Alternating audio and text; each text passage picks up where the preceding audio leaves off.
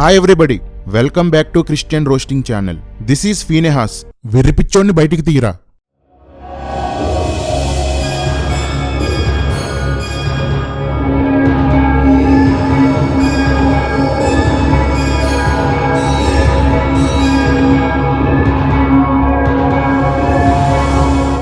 మన తెలుగు రాష్ట్రాల్లో ప్రస్తుతం దేవుని ఆత్మను అతిగా దూషించేవాడు, అనేకులను ఆత్మదోషకులుగా చేసేవాడు ఈ వీపీనే. పూటపూటకి మాట మార్చేసే ఈ ఓసరవెల్లి బయ్య మానసిక స్థితి మీద నాకు డౌట్ వచ్చి ఇతని మాట తీరుని, బోధల్ని మార్చే తీరుని మానసిక వైద్యునికి చూపిస్తే వెర్రి పిచ్చి రెండూ కలిసి పీక్స్కి వెళ్ళిపోయని చెప్పాడు. దీనికి మందులు కూడా లేవని చెప్పాడు. వీపీ రెడ్డి వెర్రిపిచ్చోడంటే నమ్మశక్యంగా లేదా? ఓసరవెల్లి అంటే నమ్మలేకపోతున్నారా? అయితే మీరే చూడండి. ఒకప్పుడు ఎవరైనా బ్యాంక్ అకౌంట్ నెంబర్ స్క్రీన్ మీద చూపితే రెచ్చిపోయి తిట్టేవాడు. ఇప్పుడు సారే స్క్రీన్ మీద ఆన్లైన్ పేమెంట్ నెంబర్ పెడుతున్నాడు. ఒకప్పుడు ప్రతి చిన్నదానికి పాస్టర్లను నోటుకొచ్చినట్లు తిట్టేవాడు. ఇప్పుడు వాళ్ళకే సెకండ్స్ ఇచ్చి నీతి కబుర్లు చెప్తున్నాడు. ఒకప్పుడు ఇతరుల మీటింగ్స్ కి జనం వస్తుంటే మీరు మనుషుల కోసం సేవ చేస్తున్నారని తిట్టేవాడు. ఇప్పుడు తన మీటింగులకి జనం వస్తుంటే వేలాదిగా తరలి వస్తున్న జనం అని పోస్టులు పెడుతున్నాడు. ఒకప్పుడు యెరూషలేము శపించబడింది, అక్కడికి వెళ్లే వారికి వాక్యం తెలీదు అన్నాడు. ఇప్పుడు కుదిరినప్పుడల్లా యెరూషలేము చెక్కేస్తున్నాడు. ఒకప్పుడు సూటు బూట్లు వేసుకుంటేనే కాని స్టేజ్ ఎక్కట్లేదు అని పాస్టర్లను తిట్టాడు. ఇప్పుడు బాత్రూమ్ కూడా సూట్ వేసుకునే వెళ్తున్నాడు. ఒకప్పుడు హిందువుల్ని, హిందూ దేవుల్ని బూతులు తిట్టాడు. ఇప్పుడు మత సామరస్యం, లౌకికవాదం అంటున్నాడు. ఒకప్పుడు ఆశీర్వాదాల కోసం బోధించేవారిని దొంగ బోధకులు అన్నాడు. ఇప్పుడు ఆశీర్వాదాల వాగ్దానాల్ని పోస్ట్ చేస్తున్నాడు. ఒకప్పుడు పేరు చివరన రెడ్డేంటి అని అడిగినందుకు మీటింగులో రంకెలు వేశాడు. ఈ రోజు ఆ రెడ్డిని కట్ చేసేశాడు. భయ్యా మాటలన్నీ చూసి రెచ్చిపోతున్నాడు అనుకున్నాను, కానీ పిచ్చెక్కి వాగుతున్నాడని గ్రహించలేకపోయాను. సెలబ్రిటీలాగా ఎంత ఫోటోలు పిచ్చో. యూట్యూబ్ బ్యానర్లోనే 12 ఫోటోలు పెట్టుకున్నాడు. బైబుల్లో ఏమీ తెలియకపోయినా ఈ డైలాగ్స్ చూడండి. నాలా బైబుల్ బాగా చదివి అడిగేవాడు ఉన్నాడు అనుకోండి. మా తెలీదా, మేము చదవలేదా? క్రైస్తవ్యానికి కనువిప్పు కలిగించబోతున్నాను ఈ రాత్రి. ఇంత శ్రద్ధగా బైబిల్ చదివే వాళ్ళు ఎక్కడున్నారండి? ఇప్పుడు అడగండి, కౌంటర్ ఇవ్వండి. ప్రసాద్ రెడ్డికి భాషల గురించి చిత్త కొట్టేశాడు. అది నాలంటోడు ఉండగా నువ్వు మాట్లాడాలంటే దాడెక్కిపోతావు. బీపీ 200 మీద 300 మీద నడుస్తుంది. ఆయనలాగా అవడానికి నాకు 2 నిమిషాలు చాలు. నాలాగా అవడానికి ఆయనకి జీవితం సరిపోదు. చాలా లోతైన సత్యాలు ఉన్నాయి ఇక్కడ. అవి మీకు నేర్పిస్తాను ఈరోజు, జాగ్రత్తగా చూడండి. ఇప్పుడు మాలాంటి వాళ్ళు నేర్పిస్తున్నప్పుడు నేర్చుకునే ప్రయత్నం చేయండి. ఈ పరిశుద్ధాత్మను గూర్చి నేను చేస్తున్నటువంటి అధ్యయనం, అది నేను రాసుకున్న నోట్స్. ఇన్ని కబుర్లు చెప్పి పప్పులో కాలేసానంటాడు. ఆల్రెడీ వాటి విషయంలో మనం పప్పులో గాలేసేసామన్న విషయం కొన్నాళ్ళకి అర్థం అవ్వచ్చు. అలా నా జీవితంలో కూడా కొన్ని సంఘటనలు జరిగాయి. నేను చేసిన ప్రసంగాల్లో ఎన్నింటినో నేనే సరి చేసుకోవాల్సి వచ్చింది. పరిశుద్ధాత్మ విషయంలో పప్పులో కాలేయలేదు, పప్పులో పడుకుండిపోయావు. కాదంటారా? చెప్పండి కదా. నాలంటోడు ప్రాణాలకు తెగించి పోరాడుతుంటే నాకు మాత్రం వెనక నుండి కమ్మగడతావు. వాక్యం కోసం అవసరం అయితే ప్రాణమైన ఇచ్చేస్తాను. నరకానికి పోయే నీ ప్రాణం మాకెందుకులే భయ్యా.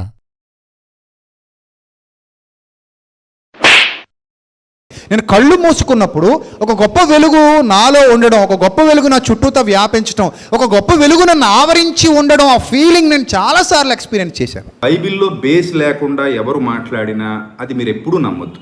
అర్థమవుతుందా? చాలామంది నా స్వీయ అనుభవం అని చెప్తారు. అంటే నాకు కనబడ్డారని, నాకు అనుభవం ఉందని, ఆ శబ్దం విన్నానని, ఇలా ఏవేవో చెప్తారు. అవన్నీ మనకొద్దు. ఆ అనుభవాలు నా జీవితంలో చాలా ఉన్నాయి. వాళ్ళ స్వీయ అనుభవాలతో మనకు పని లేదు. మనకి బైబిల్లోని భక్తుల అనుభవాలు కావాలి. బైబిల్లో సాక్ష్యం ఇచ్చినటువంటి భక్తుల సాక్ష్యాలు కావాలి. నీకేమన్నా మెంటలా? నీకేమన్నా మైండ్ దొబ్బిందా? దేవుని ఆత్మ, దేవుని కార్యాల విషయంలో సంఘాన్ని వేళ్ల నుండి తొలిచేసే చీడపురుగు ఈ వీపీ. పావురం రూపంలో కాదు, అక్కడ పావురం వలే. పావురం పైనుంచి కిందికి దిగేటప్పుడు ఎలా దిగుతుందో అలా శరీరాకారం అన్నాడు. కానీ మనం ఏ బొమ్మ వేసాం? పావురం బొమ్మేసి పడేసాం. పావురం బొమ్మ పెట్టకూడదు. పరిశుద్ధాత్మ పావురము వలె దిగి ఆయన మీదికి మనుష్యాకారంతో దిగి. వంకర పిచ్చోడా, జీవితాన్ని నరకానికి డెడికేట్ చేసుకున్నవాడా, నీకు తెలుగు రాదు, ఇంగ్లీషు రాదు, శరీరాకారంతో అని కనబడగానే వ్యక్తి మానవ శరీరం అంటున్నావు. మిగతా సువార్తలు కూడా చూడు, ఇంగ్లీష్ తర్జుమాలు చూడు, మూల భాష చూడు. పావురపు ఆకారంలో పరిశుద్ధాత్ముడు దిగివచ్చాడు అని రాయబడింది. పావురంలా ఎగిరి రాలేదు, పావురపు శరీరాకారంలో వచ్చాడు. ఇక్కడెవరూ పావురాన్ని పరిశుద్ధాత్మ అనడం లేదు. పరిశుద్ధాత్మను సూచించడానికి పావురాన్ని వాడుతున్నారు.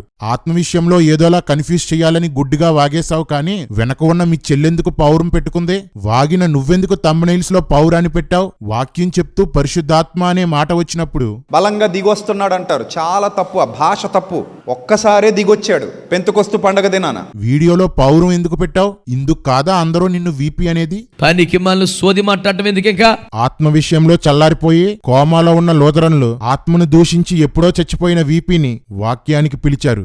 నాకు ఒక ఆవిడ లేచింది, దేవుడు ఈ వారంలో నా జీవితంలో చేసిన మేలు మామూలు మేలు కాదండి. 2 పెళ్లిళ్ళు జరుగుతుంటే పెళ్లి కూతురు ఇద్దరు నాకే ఇచ్చారు జాకెట్లు కుట్టమని. నేనేమో ఆవిడ సైజు ఈవిడ కుట్టేశానండి, ఈవిడ సైజు ఏమో ఆవిడ కుట్టేశాను. ఇద్దరికి ఎలా సరిపెట్టాలా అని లబోదిబోమరం పెళ్లి రేపొద్దునండి, ఒకే రోజు పెళ్లి కూతురు లటాళ్ళు. ఇంకేం చేయాలో అర్థం కాక ప్రభువా అని ఆయన సన్నిధిలో పడి మోకరించి ప్రార్థన చేశానండి. నాకు లక్కీగా వాళ్ళు ఇంకో గుడ్డ మిగిలిందటండి వాళ్ళ దగ్గర, ఆ గుడ్డ కూడా తెచ్చిచ్చారండి. అప్పుడు చక్కగా వాళ్ళకి కుట్టేసి ఇచ్చేసానండి, ఆ గుడ్డ కలిపేసి. దేవుడు ఇంత మేలు చేశాడండి బాబు నా జీవితంలో అంది. నీ సాక్ష్యం ఆగలయ్యా, నీ పెంటంతా సంఘంలో చెప్పి సాక్ష్యం అంటావా నువ్వు? అది మేలా? పెంట పెసానం, మట్టి మశానం, చెత్త చెదారం ఇవన్నీ తీసుకొచ్చి సంఘంలో పెట్టి దేవుడు ఎంత మేలు చేశాడు అండి. చూడండి ఎంత వెటకారమో. వీపీ వడ్డీ వ్యాపారాలు చేసి వాళ్ళని వీళ్ళని బ్లాక్మెయిల్ చేసి ఎక్కడ పడితే అక్కడ సంఘాలు పెట్టి లక్షలు సంపాదిస్తున్న నీకు ఒక బేదరాలి సాక్ష్యం ఎలానే ఉంటుంది. ఆమె పల్లెటూరులో టైలర్, కుటుంబాన్ని మిషన్ కుట్టి పోషించుకుంటుంది. పెళ్లి జాకెట్ తప్పు కుట్టింది. ఇది ఆవిడికి వచ్చిన కష్టం కాదా? తేడా వస్తే ఆ ఊర్లో ఎవరైనా ఆవిడికి కుట్టడానికి బట్టలిస్తారా? ఆవిడికి అదే పెద్ద కష్టం. అది కూడా వెటకారమేనా నీకు? వీపీ చెప్తున్నా రాసుకో. నీ గురువు పీడీ కోట ఎలా కూలిపోయిందో నీ బ్రతుకు కూడా అలానే అవుతుంది. ఆమేన్, ఆమేన్. వీపీ ప్రసంగాలంటే ఇష్టమట. స్టేటస్ పెడతారట. కాశీ వెళ్తున్నారట. అయ్యగారు ఆశీర్వదించి పంపించారట. నువ్వు నిజంగా వీపీవే. నీ ప్రసంగాలు విని కూడా కాశీకి పోతున్నారంటే సిగ్గుపడకుండా చంకలు గుద్దుకుంటున్నావేంటి వీపీ? నువ్వు క్రైస్తవ్యాన్ని నాశనం చేసేవాడు కాబట్టి ఒక హిందువుగా నీ ప్రసంగాలు వాళ్ళకి నచ్చాయి, అందుకే షేర్ చేశారు. కాశీ క్షేమంగా వెళ్ళిరండని ప్రార్థన చేసి పంపుంటావు. అలా రాస్తే ఉమ్మోస్తారని ఆశీర్వదించి పంపించానంటున్నావు. కాశీ ప్రసాదం తెమ్మన్నావా? అడిగే ఉంటావులే. ఈ మధ్య మన బుర్రలేని స్పీకర్లో ఎగబడి మరీ విగ్రహార్పితాలు తింటున్నారు. కక్కుర్తిగా నువ్వు అక్కడవే తినేక మీ కేడీ డాడీ కూడా కొంచెం పంపించు. అన్నట్టు మర్చిపోయాను, హనీ జాన్సన్ అస్సలు మర్చిపోకు సుమా. ఆవేశంలో హిందువుల్ని తిట్టేశావా? ఆ తర్వాత ఎమోషన్లో పాస్టర్ని తిట్టేశావా? నువ్వేమైనా పసికోనవా? అప్పటికే అందర్నీ తిట్టి పప్పులో కాలేశానని వీడియోలు తీసేశావు. నువ్వు డిలీట్ చేసినంత సులువుగా నువ్వు చేసిన తప్పుల వలన సంఘానికి వచ్చిన నష్టం తొలగిపోదు. నువ్వు మార్పు చెంది డిలీట్ చేయలేదు. ఆ రూట్లో వెళ్తే ఎక్కువ మందిని సంపాదించలేనని అర్థమయ్యి రూట్ మార్చావు. నీ బోధ, నీ బుద్ధి అదే వీపీ. ఒకరోజు పరిశుద్ధాత్మ విషయంలో కూడా నీ తప్పు తెలుసుకుంటావు, కానీ నరకానికి పోతావు. తప్పు తెలుసుకోకపోయినా నరకానికి పోతావు. ఎంతమంది ఆత్మపూర్ణుల్ని, ఆత్మవరాలు గలవారిని, ఆత్మ కార్యాల్ని దూషించావు, అనుభవిస్తావు. ఇక్కడి నుండి పోయాక కూడా. వీపీ నీకెంత పొగరంటే పనికిమాలిన పని చేసుకోడా డైరెక్ట్ గా దాన్ని ఒప్పుకున్నా దాన్ని ఆధారం చేసుకొని కూడా నువ్వే గొప్పోడువని చెప్పుకుంటావు. ఎర్రిపిచ్చోడా, నువ్వు తిట్టిన వాళ్లతో కలవడం నీ గొప్పతనం కాదు. పిచ్చి కుక్కలా నువ్వు తిట్టినా అదంతా మర్చిపోయి నీతో ఫోటోలు తీయించుకోవడం వీళ్ళ గొప్ప. నిన్ను ఊరికే వీపీ అంటారేంటి? మీరు అనుకుంటున్న దెయ్యం పట్టినోడు వేరు, నేను చెప్తున్న నిజమైన దెయ్యం పట్టినోడు వేరు. మీరు అనుకుంటున్న దెయ్యం పట్టినోళ్ళు ఎలా ఉంటారు చెప్పండి? జుట్టెర పోసుకొని, లేకపోతే పిచ్చి చూపులు చూస్తున్నారట, పిచ్చి మాటలు మాట్లాడుతున్నారట, తమలో తామే ఏదో మాట్లాడుకుంటున్నారట. వెంటనే మీరు ఏం ఫిక్స్ అయిపోతారు? దెయ్యం పట్టేసిందండి. దెయ్యం పట్టినోడు మనకంటే బాగుంటాడు. వాడు ఆ మొక్క పుచ్చుకొనగానే ఇప్పుడు ఏం చేశాడు? ఇస్కరియోతు యోధ కింద పడి గిలగిల కొట్టుకుంటున్నాడా? పిచ్చ చూపులు ఏమైనా చూస్తున్నాడా? శ్మశానంలోకి వెళ్ళి కూర్చున్నాడా బట్టలు ఇప్పుకొని? తింగర మాటలు ఏమైనా మాట్లాడా? ఏం లేదు. వీళ్ళు అసలైన దెయ్యం పట్టినోళ్ళు. ఎర్రిపిచ్చోడా, నువ్వు కొండెర్రిపిచ్చోడివి. దయ్యం పడితే మోగగా ఉండరా? కేకలు వెయ్యరా? గాయపరుచుకోరా? పిచ్చి చూపులు చూడరా? నీకంటే చెత్త స్పీకర్ ఎవడో ఉండడు. చి, నువ్వు నీ బతుకుని. బైబిల్లో దయ్యం పట్టినవారు, సమాజంలో దయ్యం పట్టినవారు ఎలా ఉన్నారో చూసి చావు. దయ్యం పట్టిన వాళ్ళు వింతగానూ ప్రవర్తిస్తారు, నీలా సూటు బూటు వేసుకుని డీసెంట్ గానూ ఉంటారు. ఎర్రిపిచ్చోడా, తెలుసుకో. శుభకార్యాలకి పేరెంటాల్ని తీసుకెళ్ళినట్టు మీటింగులకి, పాటలకి, ర్యాలీలకి ఈ పాస్టర్లు నిన్ను వెంట పెట్టుకుని ఎందుకు వెళ్తున్నారో అర్థం కావటం లేదు. అదేమిటో పెంతెకోస్తు సంఘాల వారు, పరిశుద్ధాత్మతో నింపబడి అనుభవం కలిగిన వారు, అన్ని భాషలు మాట్లాడే సంఘాల వారు, సేవకులు కూడా టీవీలో, యూట్యూబ్లో ఉన్న వ్యూయర్షిప్ను బట్టి, రేటింగ్ను బట్టి ప్రఖ్యాత ప్రసంగికులను వారు పరిశుద్ధాత్మకు వ్యతిరేకంగా మాట్లాడతారని తెలిసి కూడా పిలవటం భావ దారిద్ర్య నిలువెత్తిన నిదర్శనం. సిగ్గుండాలండి. నువ్వు పరిశుద్ధాత్మ నమ్మే వ్యక్తివి, ఆత్మతో నింపబడ్డ వ్యక్తివి, అన్ని భాషలు మాట్లాడే వ్యక్తివి. ఈ అనుభవం లేనోడిని భరించడమే కష్టం రా అంటే వ్యతిరేకులను తెచ్చిన ఎత్తున పెట్టుకొని అటు తిడతా ఉంటే, విమర్శిస్తూ ఉంటే, ఎట్టకారంగా డైలాగులు వేస్తూ ఉంటే, వెకిలి జోకులు వేస్తూ ఉంటే ఎంత కూర్చోటి నీకు సిగ్గట్లేదు అసలు? రోషం ఉండాలి కదా క్రైస్తవ బతుకు బతికితే. రోషం ఉండాలి కదా క్రైస్తవ బతుకు బతికితే. నువ్వో బోకు, నిన్ను పిలిచే పాస్టర్లు పెద్ద పోరంబోకు. ఏం నేర్పుతావు అక్కడికి వెళ్ళి? నరకానికి స్ట్రైట్ గా ఎలా పోవాలో చెప్తావు. ఎవరైతే క్రీస్తు ఆత్మను కలిగి ఉన్నారో వారు దేవుని కుమారులుగా పిలువబడతారు. ఆత్మను పొందిన వాళ్ళు దేవుని కుమారులు కాదు, ఆత్మ చేత నడిపించబడిన వారు దేవుని కుమారులు. రెండింటికి, బైబిల్ పట్టుకొని నడిచేవాడికి, బైబిల్ ప్రకారం నడిచేవాడికి ఉన్నంత తేడా ఉంది. గాలి ఎటు నుండి వచ్చి ఎటు నుంచి వెళ్ళిపోతుందో నీ వెరగవు. ఆత్మ వలన పుట్టినవాడు కూడా అలాగే ఉంటాడు. ఎవరికి తెలియదు. అది బాహ్యంగా ఎలాంటి రుజువుల ఆధారాలు కనబడవు. ఆగాగు, ఏంటి? గాలి ఎలా కనిపించదో అలాగే ఆత్మను పొందుకోవడం కూడా ఎవరికీ తెలీదా? మరి అపోస్తులు ఆత్మను పొందినట్లు చూసిన వాళ్ళకి ఎలా అర్థమైంది? కొర్నేలు ఇంటి వారందరూ ఆత్మను పొందినట్లు పేతురికి ఎలా అర్థమైంది? యోహాను సువార్త 3:8 ఆత్మను పొందిన వారిని గాలితో ఎందుకు పోల్చారో తెలుసా? గాలి కంటికి కనిపించదు, కానీ దాని తాకిడిని అనుభవించగలం. అది ఆకుల్ని కదపడం చూడగలం. దాని ప్రభావంతో చెట్లు ఊగడం చూడగలం. అది ఉధృతమైతే కట్టడాలను కూడా పడగొట్టడం చూడగలం. ఆత్మను పొందడం కూడా అంతే. ఆత్మ కంటికి కనిపించదు, కానీ ఒకడు ఆత్మ పొందుట కనిపిస్తుంది. ఆత్మ కంటికి కనిపించకపోయినా ఆ వ్యక్తి ఆత్మను అనుభవించగలడు. ఆత్మ తాకిడిని తెలుసుకోగలడు. ఆత్మ చేత ప్రేరేపించబడగలడు. ఆత్మ ప్రేరణతో మీలాంటి వాళ్ళ దుర్గాలను పడద్రోయగలడు. ఇక్కడ ఆత్మ పొందినవారు గాలితో పోల్చబడ్డారు. అంటే ఆత్మను పొందితే ఎవరికీ కనపడరనా? బ్రతికుండగానే ఏసీలు పార్టీలు అనుభవించాయి. అది గుడ్ న్యూస్ ఏం కాదు. అది గుడ్ న్యూస్ కాదా? మన వీపీ భయ్య ఎన్నో వంకర ప్రసంగాలు చేశాడు. అందులో మరో ఆనిముత్యాన్ని ఇప్పుడు మీకు చూపిస్తాను. నాలా బైబిల్ బాగా చదివి అడిగేవాడు ఉన్నాడు అనుకోండి. గర్వంతో కళ్ళు మూసుకుపోయి ఆత్మ కుమ్మరింపు వాగ్దానాన్ని ఆదిమ సంఘానికి, అపోస్తులకి పరిమితం చేయడానికి యోవేలు ప్రవచనాన్ని ఎల్కేజీ పిల్లాడ్లా వివరించావు. బలభద్రపురం పిల్లబచ్చ. నేను నిన్ను ఎలా అనట్లేదు భయ్యా. మీ గురువు కేడి సుందర్రావుకి ఛాలెంజ్ చేస్తూ నీ గురించి నువ్వు చెప్పుకున్న డైలాగే ఇది, బలభద్రపురం పిల్లబచ్చ. అంత్యదినముల యందు నేను మనుష్యులందరి మీద నా ఆత్మను కొమ్మరిస్తాను. ఇది యోవేలు చెప్పిన ప్రవచనం ఎక్కడ నెరవేరుతుంది? అపోస్తలులు పెంతెకొస్తు పండగ దినానది నెరవేరుతుందని గుర్తు చేస్తున్నాడు. మీ కుమారులు మీ కుమార్తెలు ప్రవచించెదరు. ఇవన్నీ ఏ కాలానికి అప్లికబుల్? ఇప్పుడు కాదు.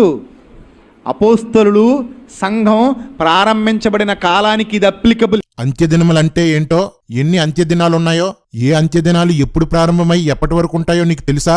నీ కడుపులో ఉన్న చెత్త కక్కేయాలనుకున్నావు, కక్కేశావు. అంత్యదినాలు పెంతెకొస్తు నుండి ప్రారంభమై క్రీస్తు 2వ రాకడ వరకు కొనసాగుతాయి. ఈ వచనాలు చదువుకో.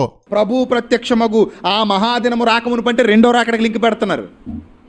2వ రాకడ కాదు అది. పాత నిబంధనలో ఉన్న ఒక వచనాన్ని కొత్త నిబంధనలో ఎత్తి చూపినప్పుడు పాత నిబంధనలో ఉన్న వచనాన్ని వివరించాలి. అంతేకాని కొత్త నిబంధనలో ఎత్తి చూపిన వచనాన్ని వివరించకూడదు. ఇది బైబిల్ని ఎక్స్ప్లెయిన్ చేయడంలో బేసిక్ నాలెడ్జ్ అన్నమాట. నువ్వు పిల్లబచ్చావు కాబట్టి నీకు తెలియక అపోస్తుల కార్యములు 2వ అధ్యాయంలో ఉన్న వచనాన్ని హడావుడిగా వివరిస్తూ యథావిధిగా దుర్బోధ చేసేశావు. ప్రత్యక్షమగు ఆ మహాదినము రాకమును పంటే ఆయన మృతులలో నుండి తిరిగి లేవక మునుపు అని అర్థం. అదే మహాదినం. 20వ వచనంలో ప్రభువు అంటే యెహోవా, యెహోవా ప్రత్యక్షమగు మహాదినమని రాసి ఉంటే యేసుక్రీస్తు పునరుద్ధానం అవడం అన్నావు. యెహోవా యేసుక్రీస్తు ఒకరు కాదని నువ్వే బోధించి ఒకరు అని నువ్వే బోధిస్తున్నావు. పిల్లబచ్చ. మూలవచనంలో ఇక్కడ యెహోవా యొక్క భయంకరమైన ఆ మహాదినము అని రాయబడి ఉంది. నువ్వేమో పునరుద్ధానమే ఆ మహాదినం అంటున్నావు. పునరుద్ధానం సంతోషకరమైనది, భయంకరమైనది కాదు.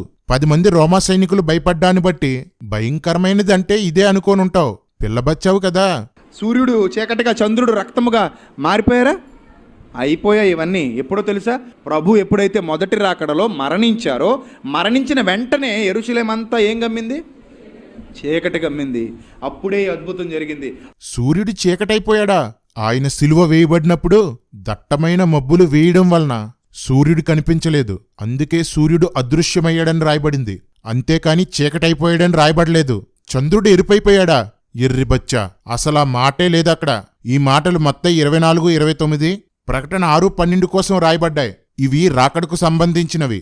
బచ్చా, నేర్చుకోమచ్చా. ఇవన్నీ ఆ కాలంలో అయిపోయాయి.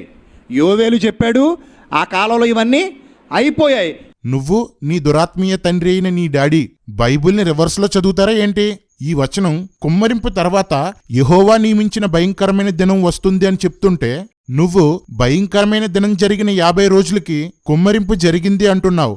నీకే కాదు, ఆత్మవరాల కోసం అరాకొరా తెలిసిన మేధావులకు కూడా చెప్తున్నాను వినండి. యేసుక్రీస్తు 2వ రాకడ వరకు యోవేలు ప్రవచనం ఆయన యందు విశ్వాసముంచిన వారందరి కొరకు ఇవ్వబడింది.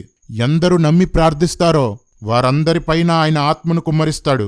దేవుడు నన్ను చెప్పమని బలవంతం చేస్తున్నట్టుగా నా ఆత్మ నాలో పట్టలేకపోయింది. రై రై ఆ మాట అనొద్దు. నేటి తరపు పరమ వీర బోకు అయిన రంజిత్ బోకీర్ కూడా దేవుడు నాతో మాట్లాడిస్తున్నాడు అంటాడు. నేను అలా చేయలేదు కూడా. చేస్తే నా మీద ఇంత అభిషేకం ఉండదు, నా నోట్లో వాక్యం ఉండదు. 300 మందితో నేను చేసింది ఏమిటంటే కేవలం థియోరిటికల్గా ఇలా ఇతరుల మీద ఆశపడి వెళితే కొంపలు మునిగిపోతాయి, గర్భాలు వస్తే గర్భస్రావాలు అవుతాయి, పరువు పోతుంది. ఇంత చండాలం కంటే స్వయం తృప్తి బెటరు, గుడ్డి కన్నా మెల్లమేలు అన్నట్టు నేర్పించాను అన్నాను. మరి శ్రీకృష్ణుడికి ఎందరో దాసోహం అన్నారు ఆడవాళ్ళు. మరి కృష్ణుని ఎందుకు పూజిస్తారు, ఆరాధిస్తారు? నువ్వు నిజంగా బోకువే, కానీ ఆ 300 మంది ఆడవాళ్ళ భర్తలు, తమ్ముళ్ళు, అన్నలు, నాన్నలు నీకన్నా సిగ్గులేని వాళ్ళు. వాళ్ళకే సిగ్గు, లజ్జా, చీము, నెత్తురు ఉంటే దేవుని సేవ ముసుగులో నువ్వు నడుపుతున్న ఈ వ్యభిచార వ్యవహారాలకి అందరూ కలిసి ఎప్పుడో నిన్ను సజీవ సమాధి చేసుండేవారు. ఈ బోకిర్ని వెనకేసుకొస్తున్న పాస్టర్లు ఆలోచించి ఈ కామపిశాచి నుండి బయటికి రండి. ఇన్ని వేషాలు వేసినా ఓఫీరే మా గురువు అన్న వాళ్ళంతా గురువుగారు 300 అయితే శిష్యులు 30 అన్నమాట. మీ బతుకులు మీ సేవలో మీ బ్రెయిన్కి తోచిందల్లా బోధిస్తూ దాన్ని నడిపింపు అనకండి భయ్యా. దిగింది అగ్ని అగ్ని అగ్ని అంటాడు అగ్గిబాబు. అగ్గిదోరా పరిశుద్ధాత్మను అగ్నితో పోల్చారు కాబట్టే 1 తెస్సలోనిక 5:19 ఆత్మను ఆర్పకుడి అని రాయబడింది. యెషయా 4:4 దహించు ఆత్మ అని రాయబడింది. మన దేవుడు దహించు అగ్ని. ఆయన ఆత్మగా మనలో నివసించడానికి రావడాన్ని అగ్ని రావడం అనకూడదా? నాకొకటి అర్థమైంది వీపీ, నీకు నోరుంది గానీ బుర్ర లేదు. భాష తెలిసిన వాళ్ళందరూ ఏమైపోతున్నారు? ఆశ్చర్యపోతున్నారు. మరి గోచిగుడ్డోళ్ళందరూ వీళ్ళకి ఏ భాష రాదు కదా, అందుకని మందేశారండి వీళ్ళు. భాషలు అర్థం కానివాడు గోచిగుడ్డగాడైతే అన్య భాషలకి నానా భాషలకి తేడా తెలియని నువ్వు కూడా గోచితో తిరిగేవాడివే. అన్నా, రెడ్డానికి గోచిగాని పెట్టేస్తావా ఏంటి? పెట్టేద్దుండ్రా, కానీ వీపీ లాంటి ముట్టుకాళ్ళున్నవాడి బట్టలేని ఫోటో దొరకలేదు, అందుకే వదిలేసా.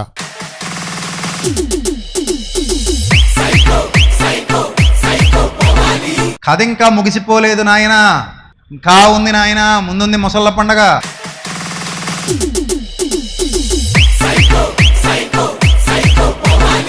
అసలు డబ్బే రెచ్చగొట్టడానికి పెట్టుకున్నారు వీళ్ళు. కాసేపుడికి అయ్యేసరికి ఛార్జింగ్ పెంచుతాడు. టపా టపా టపా టపా టపా టపా టపా టపా కొట్టేసి రెచ్చగొట్టేస్తాడు అందరినీ. కేకలేసి అల్లరి చేసి గోల్ చేసి ఆత్మ వచ్చేసింది డప్పు కొట్టండి, ఇంకా గట్టి కొట్టండి, అలా తిరగండి, ఇలా తిరగండి, ఆడవాళ్ళు ఇక్కడ పడిపోండి, మగవాళ్ళు ఇక్కడ పడిపోండి, ఒంటి మీద గుంటలు ఉంటున్నాయి, ఊడిపోతున్నాయి, చూసుకోకండి, దొల్లేండి, కింద పడండి, పిచ్చి కుక్కలు కరిచేసినట్టు దొల్లేండి, కుర్చీలు పగలగొట్టేయండి. మీ ఎలా ఎగురుతారండి? కింద నుంచి పైకి వెళ్ళా అనేసి పైన కిందకి వెళ్ళా ఎగిరేసి దూడల్లా ఉండి మొత్తం ఒంట్లోని చెమటంతా కారిపోయి మోకాళ్ళ నొప్పులు వచ్చేసి, చేతుల నొప్పులు వచ్చేసి, గొంతు నొప్పి వచ్చేసి ఎగిరి అరిచి ఇడికేమో కొట్టి డప్పు కొట్టి ఆరాధన చేయడం అంటే ఎంత వెటకారమో. మనోడు మాత్రం తన పాటలకు వాయిద్యాలు వాడతాడు. పిచ్చోడా, గిటార్లు, ఫ్లూట్లు, వైలెన్లు వాడటానికి అందరూ నీలా తెగబలిసి ఉండరు కదా. అన్ని మతాల వారి దగ్గర నుండి కానుకలు లాగడం అందరికీ రాదు కదా. నీలాంటి దరిద్రపు తెలివితేటలు లేని చిన్న సంఘాల వారికి డప్పు కాయలే ఉంటాయి. మరి వీపీ, రోషన్తో పాడే పాటకి రైజింగ్ మ్యూజిక్ ఇస్తాం, ఆలోచింపజేసే పాటలకి మోటివేషన్ మ్యూజిక్ ఇస్తాం. అలాగే పూర్ణ బలంతో పాడేటప్పుడు బలంగా మ్యూజిక్ కొడతాం. గట్టిగా డప్పు కొడుతుంటే గట్టిగా ఆరాధించరు, గట్టిగా ఆరాధిస్తున్నందుకు గట్టిగా డప్పు కొడతారు. వేగంగా ఆరాధిస్తున్నప్పుడు వేగంగా సంగీతాన్ని వాయిస్తారు. సంగీతం పాటలో భావాన్ని మరింతగా అనుభవించడానికి, పాటతో మమేకం అవ్వడానికి ఉపయోగపడుతుంది. ఇంత చెప్పినా అంత గట్టిగా ఆరాధించడం ఎందుకు అని నువ్వు అడిగితే, దేవదూతలు ఆరాధిస్తున్నప్పుడు పరలోకపు గడప కమ్ముల పునాదులే అదిరిపోయాయి. డప్పులు పగలడం ఎంత? కొన్నిసార్లు ప్రశాంతంగా ఆరాధించుకుంటాం, కొన్నిసార్లు బలంగా ఆరాధించుకుంటాం. నువ్వెవడివి అడగడానికి? ఈ ప్రక్రియలో రోస్ట్ చేయబడిన వాళ్ళు మారితే గౌరవిస్తాం, దూషిస్తే భరిస్తాం. ఊపిరి ఆగే వరకు మాత్రం దోపిడీదారుల్ని, వ్యభిచారుల్ని, మోసగాళ్ళని, దుర్బోధకుల్ని, స్వార్థపరుల్ని, గర్విష్ఠుల్ని, లోకస్నేహం చేసే యెజబెల్ దయ్యాల్ని వేపుతూనే ఉంటాం. పాపం విపరీతమైనప్పుడు విపరీత పదాలే వాడాల్సి వస్తుంది.